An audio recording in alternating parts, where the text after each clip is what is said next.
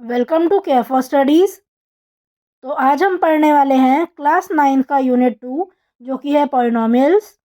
तो आज हम एक्सरसाइज 2.5 के क्वेश्चन नंबर 9 और 10 पढ़ेंगे। चलिए शुरू करते हैं। Verify that x cube plus y cube is equal to x plus y multiplied by x square minus x y plus y square. अब इसमें क्या करना है हमें x cube plus y cube को इसके बराबर प्रूव करना है कि ये दोनों इक्वल हैं। अब आप क्या करो, आप ये राइट हैंड साइड ले लो, है ना। राइट हैंड साइड मैंने यहाँ लिख लिया। अब क्या करना है, इस x को पहले इस पूरे ब्रैकेट के साथ मल्टीप्लाई करो, उसके बाद इस y को पूरे ब्रैकेट के साथ मल्टीप्लाई करो, है ना। कुछ इस तरह से डिस्ट्रीब्यूटिव प्रॉपर्टी का यहाँ यूज़ कर लीजिए आप। अब देखो, अब आप x को हर एक टर्म के साथ मल्टीप्लाई करो, इसी तरह यहाँ ये जो y है इसे हर एक टर्म के साथ ब्रैकेट की मल्टीप्लाई कर दीजिए। तो देखो, x को पहले एक्स स्क्वायर से मल्टीप्लाई करो, आएगा एक्स क्यूब। फिर x को माइनस एक्स वाई से मल्टीप्लाई करो तो आ जाएगा एक्स स्क्वायर वाई नेगेटिव का। इसके बाद x को आप वाई स्क्वायर के साथ मल्टीप्लाई करो तो आ जाएगा एक्स वाई स्क्वायर, है ना। ये टर्म्स आ जाएंगी। अब नेक्स्ट देखो, y को अगर आप एक्स स्क्वायर के साथ मल्टीप्लाई करोगे तो आ जाएगा एक्स स्क्वायर वाई। y को आप माइनस एक्स वाई के साथ मल्टीप्लाई करो तो आ जाएगा माइनस एक्स वाई स्क्वायर। और y को वाई स्क्वायर के साथ मल्टीप्लाई करो आप तो आ जाएगा वाई क्यूब।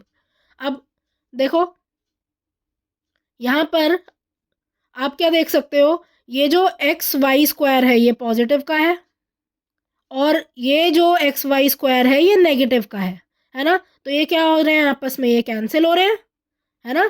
तो ये हो जाएंगे कैंसिल। इसी तरह से एक्स स्क्वायर वाई ये वाली टर्म नेगेटिव की है और ये वाली टर्म यहाँ पॉजिटिव की है, तो ये हो जाएगी आपस में कैंसिल, है ना। बचा क्या, यहाँ पर बच गया एक्स क्यूब प्लस में वाई क्यूब, है ना। ये यहाँ बच गया। तो यही स्टेप यहाँ पर मैंने किया है, पहले मैंने ब्रैकेट हटा दिए हैं, इसके बाद कैंसिल कर दिया है। ये टर्म इससे कैंसिल हो जाएगी, ये टर्म इससे कैंसिल हो जाएगी, बचता है x cube plus y cube जो कि क्या है, LHS के ही बराबर है। तो जब RHS LHS के बराबर हो गया मतलब आपने वेरीफाई कर दिया।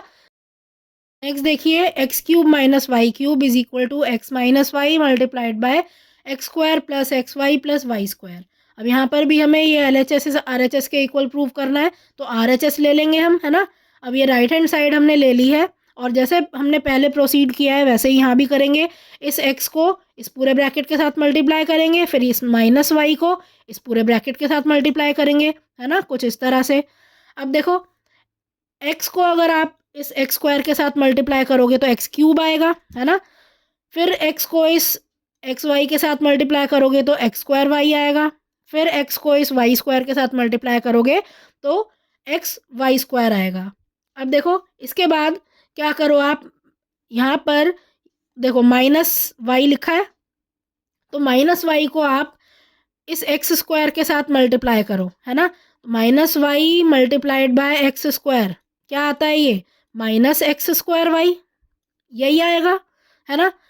इसी तरह इस माइनस वाई को अगर आप मल्टीप्लाई करोगे इस एक्स वाई के साथ, है ना, तो क्या आएगा, माइनस एक्स वाई स्क्वायर आएगा। और माइनस वाई को अगर आप मल्टीप्लाई करोगे वाई स्क्वायर के साथ तो क्या आएगा, माइनस वाई क्यूब आएगा, है ना। यही तीनों चीज़ें आ रही हैं। अब मैंने यहाँ पर 2 स्टेप में कर रखा है जिससे आप इजीली समझ पाओ। मैंने क्या किया है, मैंने नेगेटिव तो यहाँ पर कॉमन, ये नेगेटिव मैंने अभी यहाँ रहने दिया है, मल्टीप्लाई नहीं किया है। मैंने इस y को इन सब के साथ मल्टीप्लाई कर लिया है और बाद में क्या किया है, बाद में नेक्स्ट स्टेप में जब मैं ब्रैकेट खोलूँगी तो इस नेगेटिव को हर टर्म के साथ मल्टीप्लाई कर लूँगी।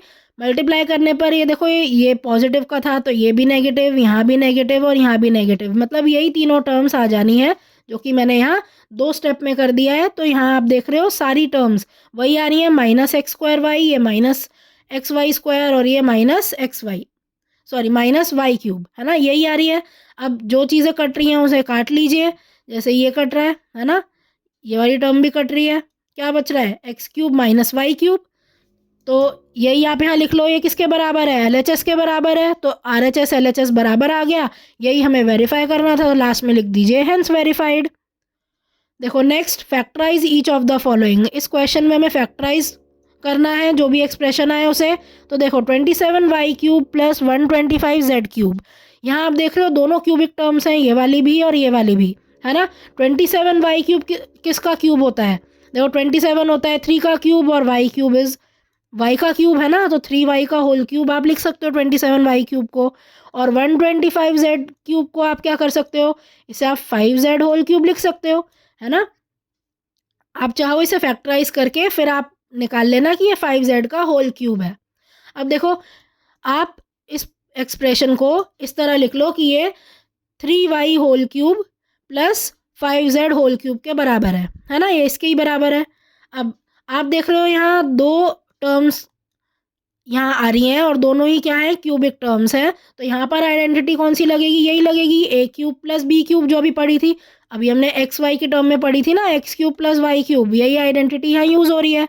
तो देखो यहाँ पर आइडेंटिटी क्या है, A plus B multiplied by A square minus A B plus B square.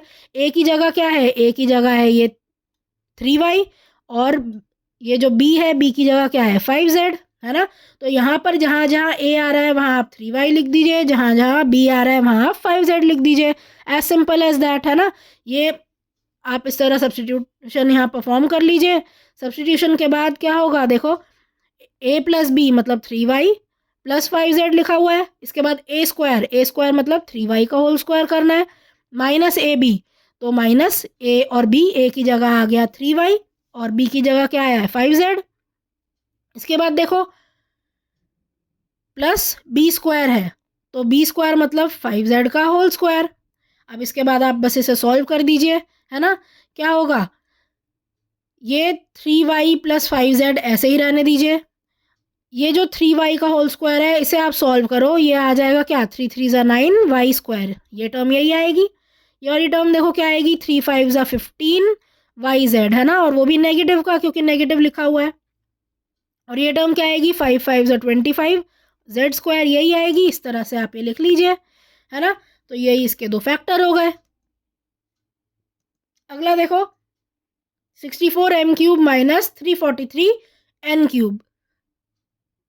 अब यहाँ आप देख सकते हो यहाँ भी दो क्यूबिक टर्म्स है ना। ये 64 देखो 4 का क्यूब होता है ना।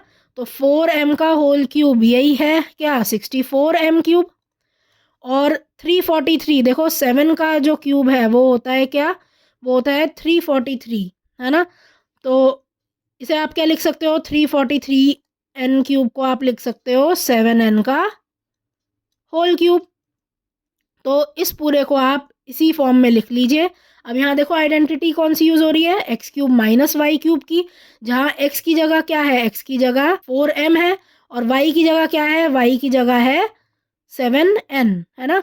तो इस आइडेंटिटी में जहाँ जहाँ एक्स आ रहा है ना, एक्स की जगह आप लिख लोगे 4m और जहाँ जहाँ वाई आ रहा है वहाँ आप क्या लिख लोगे, वहाँ लिख लोगे 7n, है ना। इस तरह से मैंने यहाँ सब्स्टिट्यूट कर लिया। अब देखो इसे सॉल्व करते हैं, ये पहला फैक्टर तो एज इट इज़ रहने देंगे। 4m का होल स्क्वायर क्या होगा, 4 4 ज़ा 16 m स्क्वायर, 4 7 ज़ा क्या होता है, 4 7 ज़ा 28 mn, और ये लास्ट टर्म क्या आ जाएगी, ये लास्ट टर्म आ जाएगी 7 7 ज़ा 49 n स्क्वायर, यही है ना। तो कुछ इस तरह से सॉल्व करके आ जाएगा, यही हमारे यहाँ दो फैक्टर्स हो गए।